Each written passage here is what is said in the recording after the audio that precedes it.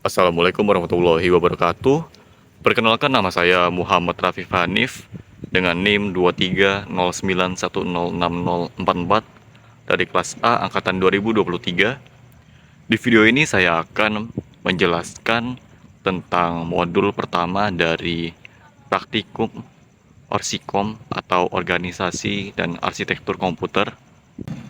Dan di modul ini sendiri terdapat 3 materi inti, yaitu definisi komputer, sistem komputer, dan struktur komputer.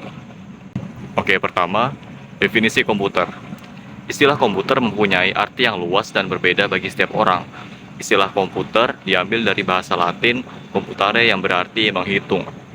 Menurut Blismer 1985, komputer adalah suatu alat elektronik yang mampu melakukan beberapa tugas, yaitu menerima input, memproses input sesuai dengan instruksi yang diberikan, menyimpan perintah-perintah dan hasil pengolahannya, serta menyediakan output dalam bentuk informasi. Sedangkan, menurut Sanders 1985, komputer adalah sistem elektronik untuk memanipulasi data yang cepat dan tepat serta dirancang dan diorganisasikan supaya secara otomatis menerima dan menyimpan data input, memprosesnya, dan menghasilkan output berdasarkan instruksi-instruksi yang telah tersimpan di dalam memori. Pada intinya, dapat disimpulkan bahwa komputer adalah suatu peralatan elektronik yang dapat menerima input, mengolah input, memberikan informasi, menggunakan suatu program yang tersimpan di dalam memori komputer, dapat menyimpan program dan hasil pengolahannya, serta bekerja secara otomatis. Yang kedua, ada sistem komputer. Tujuan pokok dari sistem komputer adalah mengolah data untuk menghasilkan informasi, sehingga perlu didukung oleh elemen-elemen yang terdiri dari perangkat keras atau hardware, perangkat lunak atau software, dan brainware. Perangkat keras adalah peralatan komputer itu sendiri. Perangkat lunak adalah program yang berisi perintah-perintah untuk melakukan proses tertentu, dan brainware adalah manusia yang terlibat dalam mengoperasikan serta mengatur sistem komputer. Ketiga elemen sistem komputer tersebut harus saling berhubungan dan membentuk satu kesatuan. Perangkat keras tanpa perangkat lunak tidak akan berarti apa-apa, hanya berupa benda mati.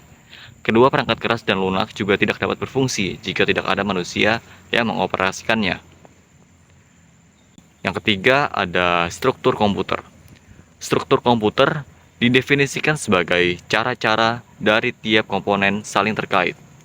Struktur sebuah komputer secara sederhana dapat digambarkan dalam diagram blok pada gambar berikut ini.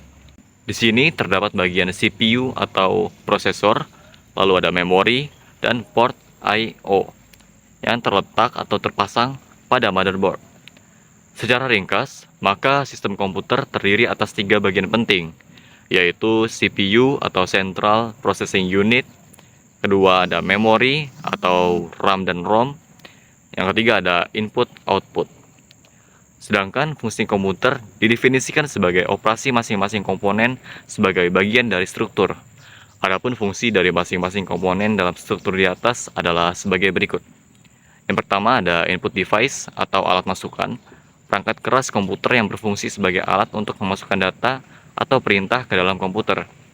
Yang kedua ada output device atau alat keluaran, yaitu perangkat keras komputer yang berfungsi untuk menampilkan keluaran sebagai hasil pengolahan data. Keluaran dapat berupa hard copy ke kertas, soft copy ke monitor, ataupun berupa suara. Ketiga ada I/O ports. Bagian ini digunakan untuk menerima ataupun mengirim data keluar sistem. Peralatan input dan output di atas terhubung melalui port ini. Selanjutnya ada CPU atau Central Processing Unit, merupakan otak sistem komputer dan memiliki 2 bagian fungsi operasional. Yaitu ALU atau Arithmetical Logical Unit sebagai pusat pengolah data, lalu ada CU atau Control Unit sebagai pengontrol kerja komputer. Kemudian selanjutnya ada memori yang berfungsi untuk menyimpan data dan program. Memori beraneka tipe dari data yang tercepat aksesnya sampai yang terlambat. Lalu ada data bus, yaitu jalur-jalur perpindahan data antar modul dalam sistem komputer. Karena pada suatu saat tertentu, masing-masing saluran hanya dapat membawa 1 bit data. Maka jumlah saluran menentukan jumlah bit yang dapat ditransfer pada suatu saat. Lebar data bus ini menentukan kinerja sistem secara keseluruhan. sifatnya bidireksional. Artinya, CPU dapat membaca dan menerima data melalui databus ini. Databus biasanya terdiri atas 8, 16, 32, atau 64 jalur paralel. Atau 64 jalur atau 64 jalur paralel atau 64 jalur paralel. Selanjutnya ada address bus, yaitu digunakan untuk menandakan lokasi sumber ataupun tujuan pada proses transfer data. Pada jalur ini, CPU akan mengirimkan alamat memori yang akan ditulis atau dibaca. Address bus biasanya terdiri atas 16, 20, 24, atau 32 jalur paralel. Lalu, ada control bus, yang digunakan untuk mengontrol penggunaan serta akses ke databus dan address bus, terdiri atas 4-10 jalur paralel. Kemudian ada contoh penerapan address bus dan control bus. Untuk address bus sendiri di sini ada port NVMe atau Non-Volatile Memory Express. SSD NVMe berkomunikasi langsung dengan CPU sistem menggunakan soket PCIe. Pada dasarnya SSD ini memungkinkan memori flash beroperasi sebagai SSD secara langsung melalui soket PCIe tanpa harus menggunakan driver komunikasi SATA yang jauh lebih lambat daripada NVMe. Kemudian ada port SATA atau SATA.